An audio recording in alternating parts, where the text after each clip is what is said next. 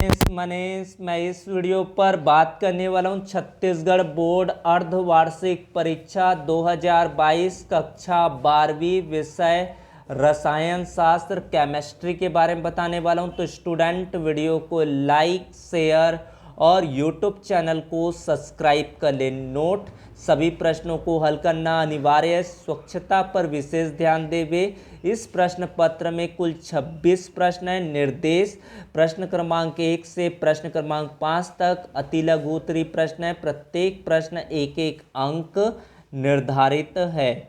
तो यहाँ पर पहला प्रश्न 1 अंक वाले दिए गए हैं। पहला ही चैप्टर से, यदि सुसंकुलित व्यवस्था में गोलों की संख्या n हो तो इनसे उत्पन्न होने वाली चतुष्फलकीय रिक्तियों की संख्या कितनी होगी।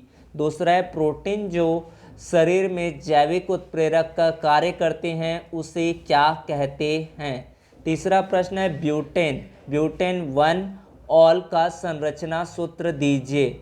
एसिटिक अम्ल CH3COOH का IUPAC नाम लिखिए। अगला प्रश्न है, टेफ्लॉन किस प्रकार से यौगिक बनता है। C2F4N। उसके बाद है प्रश्न क्रमांक 6 से 10 तक, यहाँ पर लघु उत्तरीय प्रश्न दिया गया। प्रत्येक प्रश्न 2 अंक निर्धारित है। इसमें आपको आंकिक प्रश्न भी दिए गए हैं। यदि 4 ग्राम NOH को 100 ग्राम जल में विलय किया गया हो तो विलयन की मोललता को गणना कीजिए।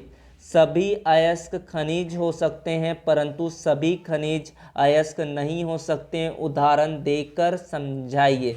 इसी प्रकार के क्वेश्चन और इसी से मिलता जुलता क्वेश्चन आप याद कर लेंगे ताकि आपका एग्ज़ाम अच्छे से हो सके।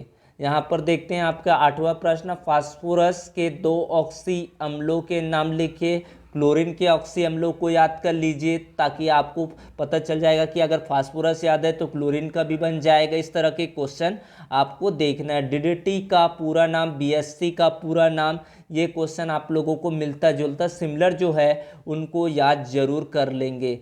DDT का पूरा नाम और उसका सूत्र लिखिए। शून्य कोटि अभिक्रिया है तो आपको प्रथम कोटि अभिक्रिया का भी याद कर लेना है। शून्य कोटि अभिक्रिया किसे कहते हैं, इसका एक उदाहरण दीजिए।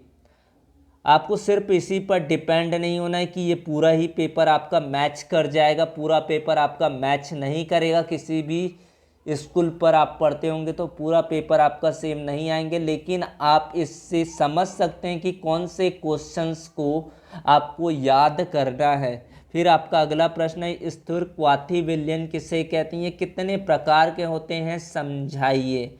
11वां प्रश्न हो गए। 12वां, अयस्क के सांद्रण का फैन या झाग उत्प्लावन विधि का सचित्र समझाइए। अयस्क सांद्रण का और भी विधि है, उसको भी आपको एक बार देख लेना है। ये आपका ओस्टवाल्ड का तनुता नियम, ये पूछा जाता है। नाइट्रिक अम्ल बनाने की वैपारिक विधि ओस्टवाल्ड विधि का नामांकित चित्र बनाकर आवश्यक समीकरण लिखिए। अंतर हैलोजन यौगिक किसे कहते हैं। AX3 प्रकार के अंतर हैलोजन को समझाइए। 14वां प्रश्न हो गए। 15वां प्रश्न है, प्रतिहिस्टामिन क्या है, इसको आपको बताना है। उसके बाद 16वां प्रश्न है, यहाँ पर सिद्ध कीजिए प्रथम कोटि अभिक्रिया के लिए अर्धायुकाल अभिकारक की प्रारंभिक सांद्रता पर निर्भर नहीं करती है। उसके बाद आपका रिएक्शन दिया गया है। रीमन टीमन अभिक्रिया को आवश्यक समीकरण देकर समझाइए। कई बार ये पूछे गए बोर्ड एग्जाम में, पुराने साल के अर्धवार्षिक परीक्षा में ये प्रश्न आपको पूछे जाते हैं। ऑर्गेनिक केमिस्ट्री के बहुत ही महत्वपूर्ण ये प्रश्न हैं। ईथर बनाने की विलियमसन का सतत इथरीकरण विधि क्या है, समीकरण भी दीजिए। उसके बाद है यूरोट्रोपिन क्या है, इससे फॉर्मल्डिहाइड कैसे प्राप्त करेंगे। तो ऑर्गेनिक केमिस्ट्री को ज़्यादा यहाँ पर महत्व है क्योंकि आगे के चैप्टर से क्वेश्चन ज़्यादा पूछे गए। हाफ माइंड ब्रोमाइड विधि से आप प्राथमिक एमिन कैसे प्राप्त करेंगे, समीकरण देकर समझाइए। डाइएजोटिकरण क्या है, ये क्वेश्चन आप देख सकते हैं। ये क्वेश्चन आपको जो 3-4 यहाँ पर पैटर्न बन रहा है वो क्वेश्चन आपको बोर्ड एग्जाम पर भी पूछे जाएंगे। उसके बाद है नियोप्रिन क्या है, इससे बनाने की विधि और गुण लिखिए। और साथ में PVC पॉलीविनाइल क्लोराइड का भी आपको याद कर लेना है। उसके बाद है आपके 4 अंक वाले प्रश्न शुरू हो जाते हैं। फ्रैंकल त्रुटि और शॉर्टकट त्रुटि को आपको समझाना है। फ्रैंकल त्रुटि शॉर्टकट त्रुटि के आप अंतर याद करेंगे तो अंतर को भी याद कर लेंगे। अर्धचालक क्या होता है, एन टाइप के अर्धचालक और पी टाइप के अर्धचालक को समझाइए। ये प्रश्न आपको दिया गया 23वें नंबर पर। फिर 24वें पर दिया गया 24, 25, 26 आपको 5 अंकों का दिया गया। तो यहाँ पर कौन से प्रश्न हैं, इसमें आपको अथवा भी दिया है। विद्युत रासायनिक सेल एवं उसकी कार्यविधि को डेनियल सेल का उदाहरण देकर समझाना है। नरनष्ट समीकरण क्या है, डेनियल सेल के लिए ईएमएफ की गणना कीजिए। नरनष्ट समीकरण हो गया आपका। उसके बाद 25वां प्रश्न, निम्न अभिक्रिया को उदाहरण देकर समझाइए। रोजेनमुंड अपचयन अभिक्रिया, कैनिजारो अभिक्रिया, दोनों ही आपको मोस्ट इम्पॉर्टेंट प्रश्न है। इसको आईएमपी आपको कर लेना है। क्या होता है इसमें, आपको समीकरण केवल लिखना है।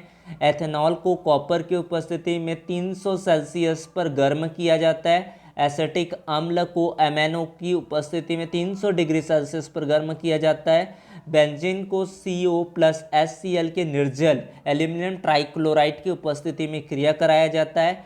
एथेनॉल फेनिल हाइड्रोजन से क्रिया करता है तो क्या होता है, बेंजोइक अम्ल का लिथियम एल्यूमिनियम हाइड्राइड की उपस्थिति में अपचयन से क्या बनता है, इसको आपको बताना है। उसके बाद आपका है 26वां प्रश्न। इसमें कौन सा प्रश्न आपको दिया गया, दोनों ही क्वेश्चन आप लोगों को बोर्ड परीक्षा के दृष्टिकोण से महत्वपूर्ण है। संक्रमण तत्व क्या है, संक्रमण तत्व का इलेक्ट्रॉनिक विन्यास लिखिए। संक्रमण तत्व के उत्प्रेरक गुण को समझाइए। लैंथेनाइड संकुंचन क्या है, लैंथेनाइड संकुंचन के कारण और परिणाम को समझाइए। ये प्रश्न दिया गया 26वें नंबर पर। तो इस तरह से आपका पेपर रहने वाला है। Thank you for watching, subscribe the channel. Thank you so much.